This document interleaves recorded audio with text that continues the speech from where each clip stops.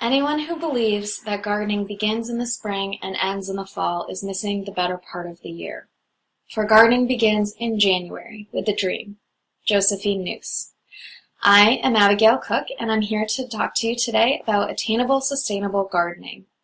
I am a greenhouse manager at a private country club in Maryland, and part of my job includes growing organically produced vegetables and herbs for our culinary staff. So, what is sustainable gardening? According to San Mateo County's Extension Office, sustainable gardening is gardening in which you work with nature to improve the health of your garden and reduce negative impacts on the environment.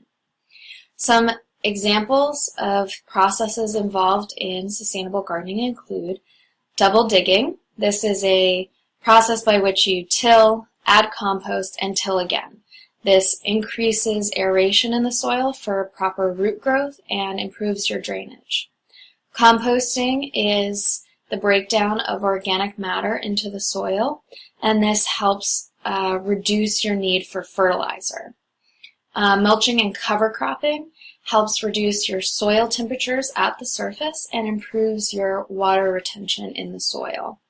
According to Weed Science Journal, cover cropping can reduce weed seed buildup in your soil for up to 60%. For anyone who has ever hand weeded a garden before, you realize that that is a tremendous help. Integrated pest management is a process in which you would scout for insects in your garden, insects and disease. In modern agriculture, the point of view is that any insect is a bad insect. This is not true. There are many beneficial predators out there that help reduce your pests. Knowing the difference between the two is a big help. Having a reduction in chemical usage fosters a strong environment for your beneficial predators.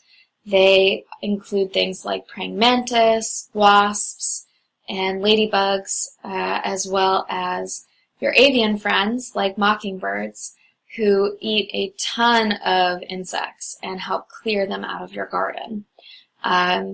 Reducing chemical use also is beneficial for pollinators, which are vital for pollinating all of your vegetables.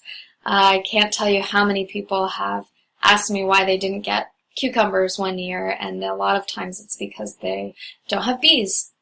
So fostering a safe environment for your pollinators is also very important. So what can we do to start a garden and grow sustainably? One thing is site selection. Most of your vegetables need 6 to 12 hours of direct sunlight. That may seem like a lot, but to produce fruit is a lot of work, and they need a lot of light to do so.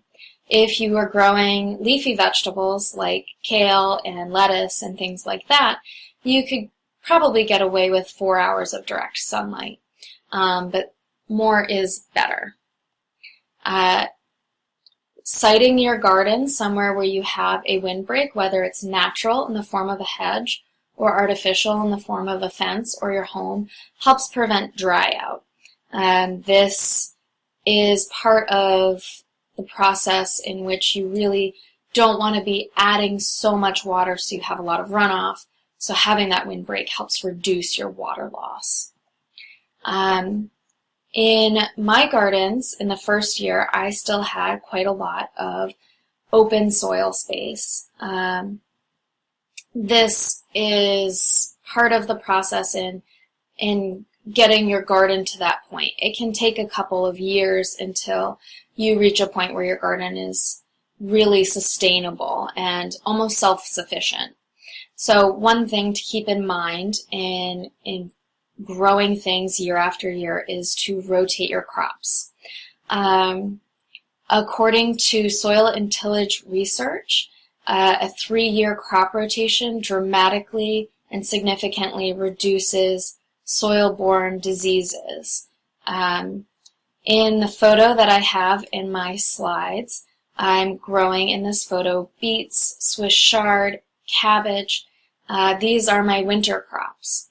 in the summer, I make sure that I don't grow any root crops or leaf crops in those areas.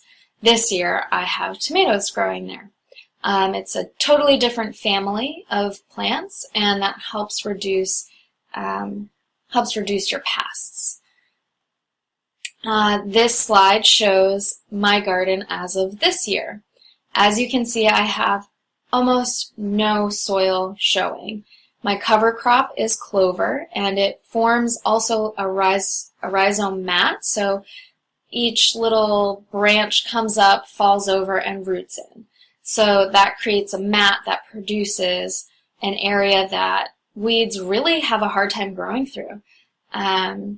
It also fixes nitrogen. It's a legume, so it pulls nitrogen from the atmosphere down into the roots and into the soil. And that is also great because it's free fertilizer.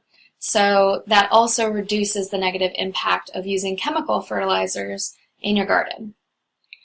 I get such a kick out of growing vegetables. In this slide, I have two of my members of my team, and this is harvest day in year 2 of the garden. We have kohlrabi and kale, big, beautiful, wonderful crops that we grew without chemical fertilizers and without pesticides. So it can be done. It's a lot of work up front, but eventually a garden gets to a point where it is pretty self-sustaining. So why would you want to put in all this work for something as simple as a tomato that you could very easily get at the grocery store? Well, I have found myself that tomatoes are tasteless at the grocery store, and according to the University of Georgia Extension Program, they harvest their tomatoes at what is called the mature green stage. So this means that the tomatoes are fully formed, but not yet ripe. So they do this because it's easier to pick and process and get those tomatoes to the grocery store without bruising them or cutting them up or squishing them. So for mass production, this is really important. But if you've ever tasted a grocery store tomato, they're pretty gross.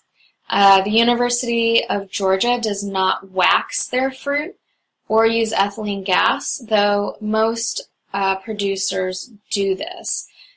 Fruit wax is a natural wax that they coat fruit with to make it glossy, so it's pretty and you want to buy it. It also helps preserve freshness and moisture in the fruit. It does wash off, supposedly.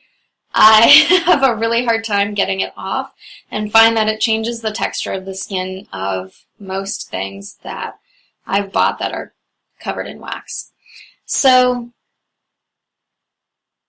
I hope that I have helped you understand some of the processes behind sustainable gardening and why you should do it. I know that eating the first ripe tomato at the beginning of summer is one of the most satisfying things, and seeing healthy plants that I know are not covered in chemicals is so fulfilling for me. I hope that you will be inspired to start your own sustainable garden.